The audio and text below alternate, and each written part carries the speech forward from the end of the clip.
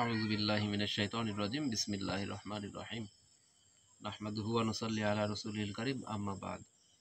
দেশ এবং দেশের বাইরে যে যেখান থেকে আজকে আমাদের এই ভিডিওটা দেখছেন এবং হাফিজ কবিরাজ মিডিয়ার সাথে যারা সংযুক্ত আছেন তাদের সকলের প্রতি আন্তরিক সালাম। আসসালামু আলাইকুম ওয়া রাহমাতুল্লাহি ওয়া বারাকাতুহু।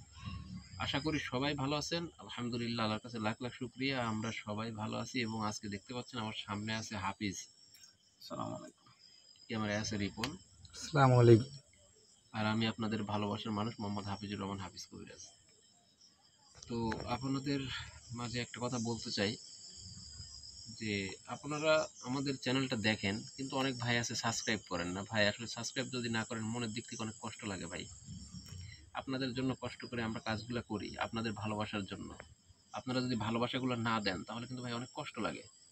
তো আপনারা আশা করব যে আপনারা মানে নিয়মিত নিয়মিত আমাদের ভিডিওগুলো দেখার পরে সাবস্ক্রাইব করবেন, লাইক করবেন, কমেন্টস করবেন, শেয়ার করবেন, যেন আপনার দ্বারা আর একজনের মধ্যে এটা যেন ছড়িয়ে যায়। হয়তোবা আপনার ন্যাচারাল কোনো সমস্যা নাই আপনার, কিন্তু আপনার মাধ্যমে আরেকজনের কাছে এটা পৌঁছে যাবে, তার কোনো সমস্যা থাকবে, অবশ্যই সে আমার সাথে যোগাযোগ করবে। এটা দেখা যাচ্ছে যেমন আপনি উপকৃত হবেন, আমি উপকৃত হব এবং সেও উপকৃত হবে। তো আসলে তেমনই আজকে একটা কাজ নিয়ে বসছি। সেটা হচ্ছে শুধু দুবাই থেকে আমার একটা আন্টি, মানে সে আমাকে বিশেষ করে কাজের জন্য অনুরোধ করছে যে হুজুর প্লিজ আপনি দয়া করে আমার কাজটা করবেন এবং সম্পূর্ণ ভিডিও আকারে সেটা আমাদের মাঝে উপস্থাপন করবেন। তো এই কারণে কিন্তু মূলত আজকে আমি সেই ভিডিওটা করার জন্য, সেই তার যে সমস্যাগুলো আছে সেগুলো দেখার জন্য আমি কিন্তু আজকে আমার জিনে যে আবদুল্লাহ আছে তাকে আমি কিন্তু ডাকবো। তো আশা করি এরকম সমস্যা যদি আরো কারো থাকে যে কোনো ন্যাচারাল সমস্যা, যে কোনো আপনার যে কোনো ধরনের মানে ভৌতিক সমস্যা যেগুলো থাকে, সেগুলো জিনের দ্বারা যে সমস্যাগুলো হয় সেগুলো যদি থাকে অবশ্যই যোগাযোগ করবেন, ইনশাআল্লাহ চেষ্টা করার সমাধান করব। তো বেশি কথা বাড়াবো না। আজকে আমি কিন্তু বসছি আমাদের যে মানে আমাদের যে অফিসটা আছে সেখানে কিন্তু আমরা বসছি। তো এই কারণে হয়তোবা রাস্তার সাথে কোনো সাউন্ড আসতে পারে, দয়া করে ক্ষমা সুন্দর দৃষ্টিতে দেখবেন। আর বেশি কথা বাড়াবো না, আমি কাজের জন্য যাবো। হাফিজ, আপনি রেডি আছেন?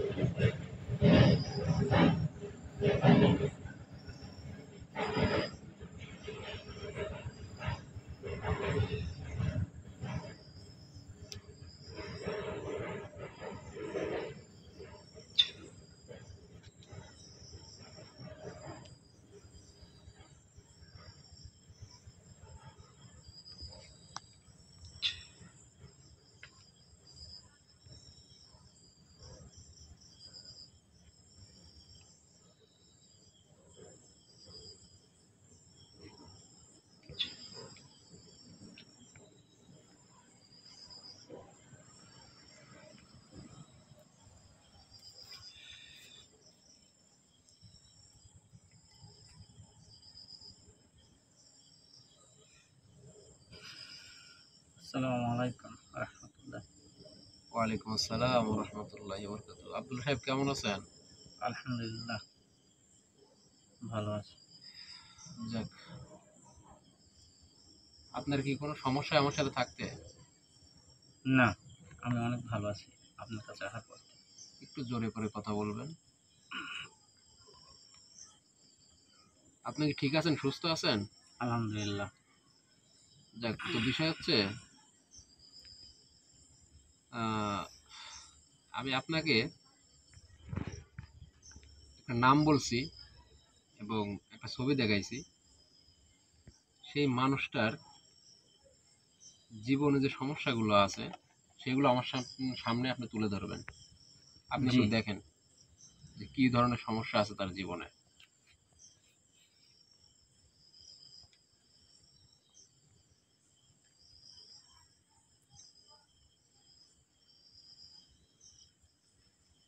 আন্টি যদি ভিডিওটা দেখেন তাহলে অবশ্যই বুঝতে পারবেন যে আপনার কাজ করা হচ্ছে। তো ইনশাল্লাহ আপনি দোয়া করবেন আমাদের জন্য।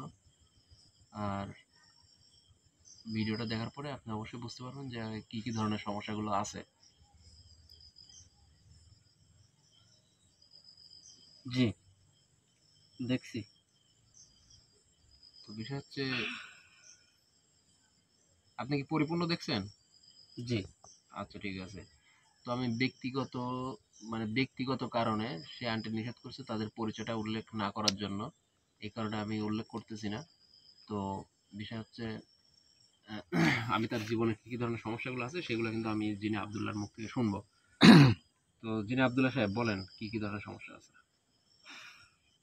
তার সমস্যা অনেক, জটিল সমস্যা। তার স্বামী তার কাছে নাই, জি, অন্য একটা ফ্যামিলির সঙ্গে সে যুক্ত আছে। জি, জি, সেটা আমাকে বলছে। তারপরে সে অনেক দিন ধরে যোগাযোগ করে না, হ্যাঁ, সেও অনেক কষ্টে আছে। হ্যাঁ, হ্যাঁ, হ্যাঁ। একটা সংসারের মধ্যে সে ঝামেলায় পড়ে আছে। কি চাচ্ছেন আপনি? আপনার আন্টি কি চাচ্ছে এটা? আচ্ছা, বিষয় হচ্ছে, আমি আপনাকে যেটা বলি সেটা শোনেন। আমাকে ওই আন্টিটা আমাকে বলছে যে তাদের সাথে সম্পর্ক নাই, ঠিক আছে? তো এমন কোনো কাজ মানে করা কি সম্ভব যে তাদের মানে কোনো সমস্যা না হয়ে মানে এই দুইটা ফ্যামিলি একত্রে মিলে থাকবে, এরকম কি কোনো কিছু করা সম্ভব? এই তো অনেক জটিল একটা সমস্যা, জি। অনেক রিস্ক। আচ্ছা। কয়েকটা জীবন বিপন্ন পর্যায়ে হয়ে যাবে যদি আপনি এই কাজটা করতে চান। ও, তো বিষয় হচ্ছে, যে মানুষটার মানে আমি আপনাকে বর্ণনা দিয়েছি সেই মানুষটা কিন্তু আপনার মানে, আমি ভালো খারাপ সে দিকটা যাব না। সেই মানুষটার কিন্তু আপনি জানেন যে আপনি নিজেই বললেন যে দুইটা সংসার আছে তার, এবং তার মানে ওয়াইফের সঙ্গে, পরে যে ওয়াইফটা সেটার সঙ্গে কিন্তু যোগাযোগ করে না। তো এখন বিষয় হচ্ছে, এটা যোগাযোগ করানোর কোনো ব্যবস্থা বা এরকম কোনো পদ্ধতি যদি করা যায়, সেটা আপনি কি কতদূর কি করতে পারবেন সেটা যদি একটু বলতেন। প্রথমত আপনি যখন ওখান থেকে ওই লোককে নিয়ে আসবেন হুম। আপনার আন্টির কাছে, ৩-৪টা জীবন বিপর্যয়ে পড়ে যাবে। আপনি কি চান যে কয়েকটা জীবন বিপর্যয় হয়ে আপনার আন্টির কাছে চলে আসুক? আপনি যেটা বলতেছেন ঠিক আছে, কিন্তু বিষয় হচ্ছে মানে একটা মানুষ সারা জীবন যদি কষ্ট পায় থাকে, ঠিক আছে, যে সে যতই সৎ মানুষ হোক বা সে যেরকমই মানুষ হোক, এটা যদি সারা জীবন যদি একটা মানুষের দ্বারা সে লাঞ্ছনা বঞ্চনা কষ্ট যদি সারা জীবন পেয়ে থাকে, তো আসলে সেই মানুষটা কতদিন যাবত ধৈর্য ধরবে? এটা তো তার তো মানে একটা বিষয় আছে, ঠিক আছে? এই যে বিষয়টা মানে সম্পূর্ণ মানে আপনি যতটুকু বলতেছেন, আমি আন্টির মুখে যতটুকু শুনছি, তো মানে এই যে আন্টিটা যে লাঞ্ছনা বঞ্চনা মানে কত কিছু সহ্য করে, তারপরেও কিন্তু তার সাথে যোগাযোগ রাখার জন্য সে কিন্তু আমার দ্বারস্থ হয়েছে। মানে এই যে মানে একটা হাজবেন্ডের প্রতি একটা ওয়াইফের যে একটা ভালোবাসা, মনের একটা যে একটা মানে মানে একটা ভালোবাসা, অন্তরস্থল থেকে যে একটা ভালোবাসা তৈরি হয়, তো এই যে এই দিকগুলা একটা নারীর একটা সর্বোচ্চ কিন্তু আপনার নির্ভরযোগ্য একটা স্থান, সেটা হচ্ছে স্বামী। প্রথমত তার মানে গর্ভধারিণী মা, দ্বিতীয় মানে বাবা, মা বাবা কিন্তু প্রথম স্থান। তারপরে কিন্তু বিয়ে শাদী হওয়ার পরে কিন্তু আপনার এটা কিন্তু সম্পূর্ণ মানে সম্পূর্ণই ভাবে কিন্তু তার মানে এটা ভালোবাসা জীবন একটা মানুষের সাথে জড়িয়ে যায়। এবং আমাদের হযরত মুহাম্মদ সাল্লাল্লাহু আলাইহি সাল্লাম ইনি মানে নবী সাহেব বলছেন যে একটা স্বামী একটা স্ত্রীর জন্য অর্ধাঙ্গিনী, অর্থাৎ মানে এমনও বলা হয়েছে যে উলঙ্গ শরীরের একটা কাপড় যেরকম একটা ওয়াইফের জীবনে একটা স্বামী সেরকম ভাবে জড়িয়ে থাকবে। তো এই যে কথাগুলো, তো আসলে মানে এই কথাগুলো মানে অনেক দামি কথা, অনেক মূল্যবান কথা, যে কথাগুলো আমি বলতেছি। একটা ওয়াইফই জানে যে তার স্বামী তার জীবনের জন্য কতটুকু প্রয়োজন, একটা ছেলে একটা বাবা তার পরিবারের জন্য কতটুকু প্রয়োজন। আন্টিটা কিন্তু অনেক কষ্টের মধ্যে আছে, এবং আন্টির কিন্তু মানে ছেলে আছে, মেয়ে আছে।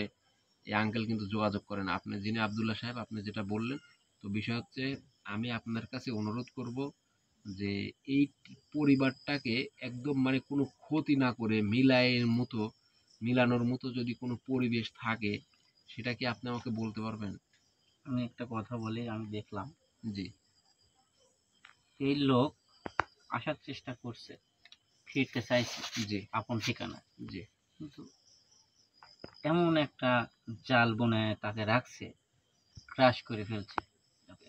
আপনি জানেন, ঠিক আছে, কিভাবে রাখছে এটা আপনি জানেন, আমিও জানি। আমি দেখলাম যে তাকে ক্রাশ করে রাখছে, তাকে এর মধ্যে থেকে বের করে আনা খুবই কঠিন। কিন্তু ও বাড়াতে চাইছে, কিন্তু ওর ওর মনেই নাই, এ স্মৃতি ভুলে ভুলে ফেলাইছে।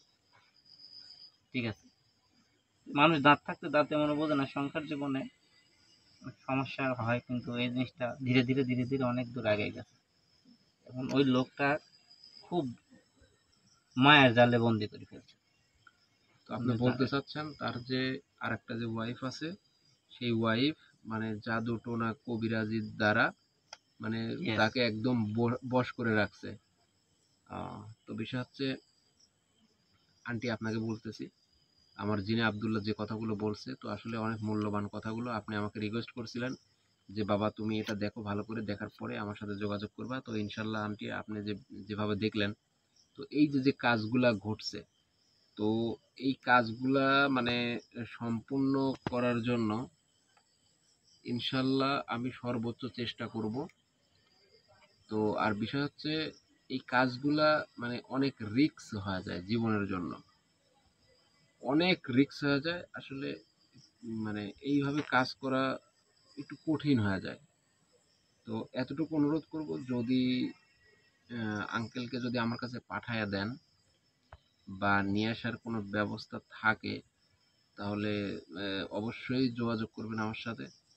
কারণ আমি চাচ্ছি না যে একটা জীবনকে শিক্ষা দেওয়ার জন্য 5টা জীবন নষ্ট হোক। এটা কিন্তু খুবই মানে খুব মারাত্মক একটা ভুল হয়ে যাবে জীবনের জন্য।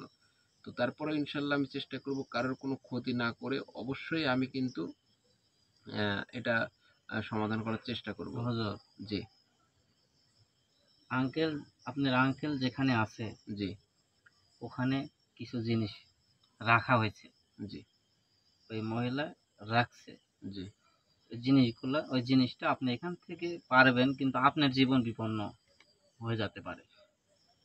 আমি পারবো, অনেক রিস্ক।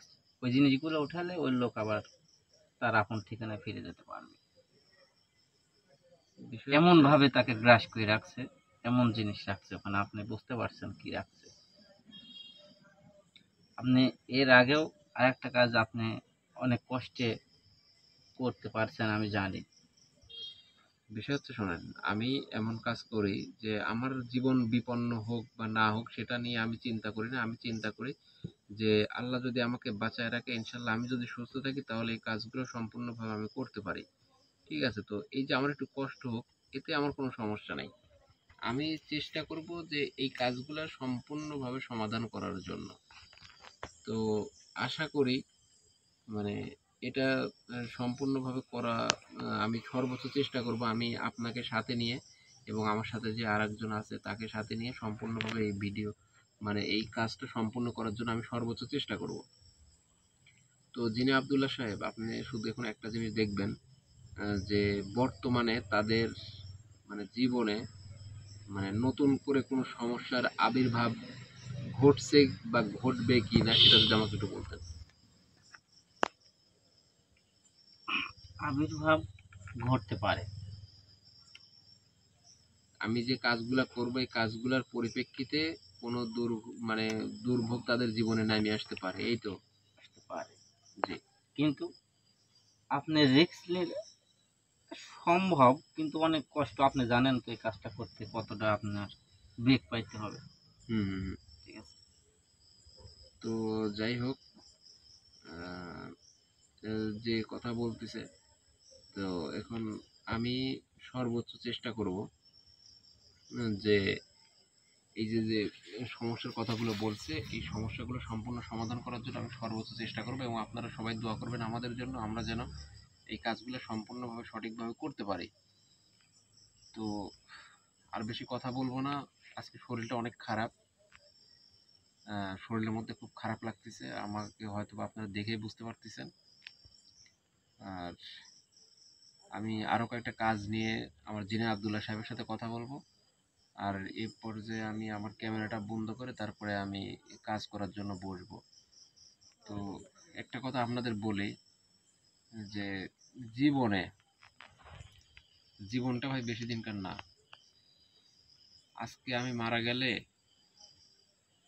আজকে যদি আমি মারা যাই, আমাকে সর্বোচ্চ 5 ঘন্টা পৃথিবীর বুকে রাখবে, তারপরেই কিন্তু আমাকে দাফন করবে।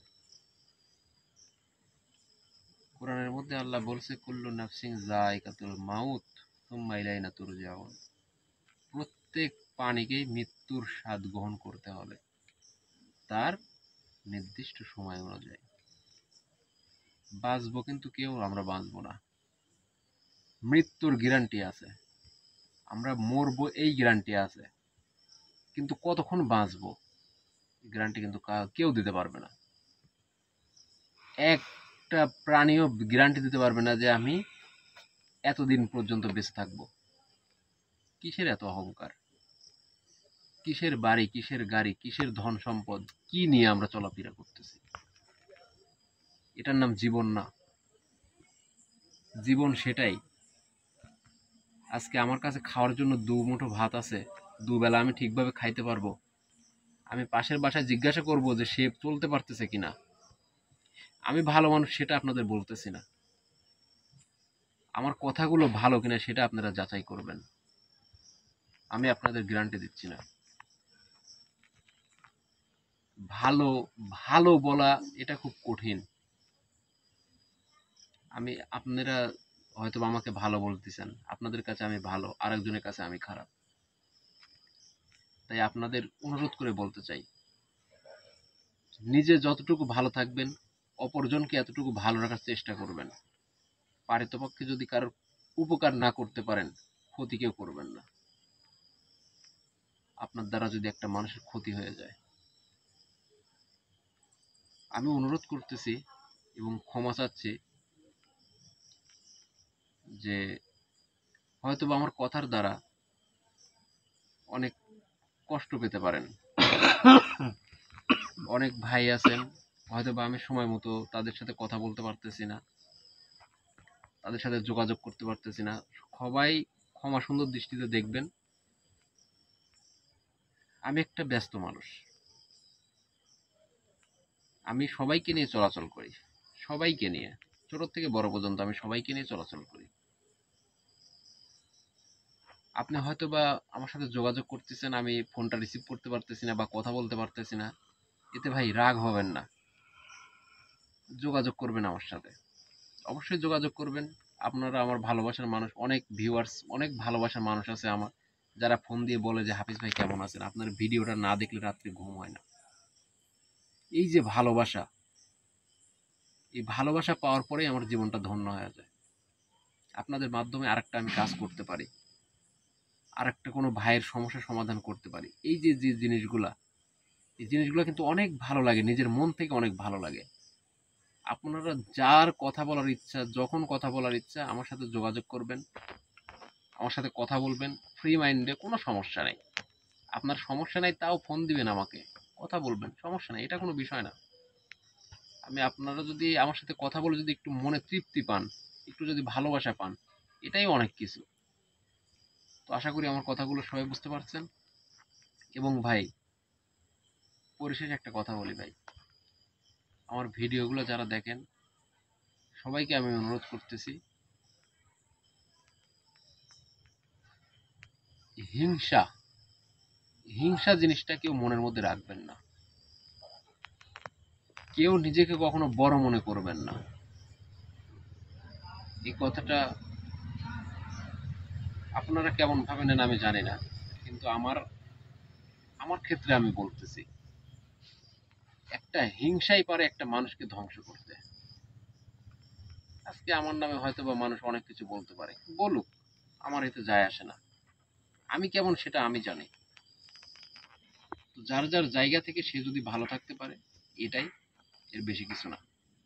তো সবাইকে ভালো থাকার জন্য আমি দোয়া করি এবং সবাই ভালো থাকবেন এই কামনা ব্যক্ত করে আজকের মতো আপনাদের ক্যামেরার সামনে থেকে বিদায় নিচ্ছি। সবাই ভালো থাকবেন, সুস্থ থাকবেন, আমাদের জন্য দোয়া করবেন এই কামনা ব্যক্ত করে আজকের মতো এখানেই বিদায় নিচ্ছি। আসসালামু আলাইকুম ওয়া রাহমাতুল্লাহি ওয়া বারাকাতুহু।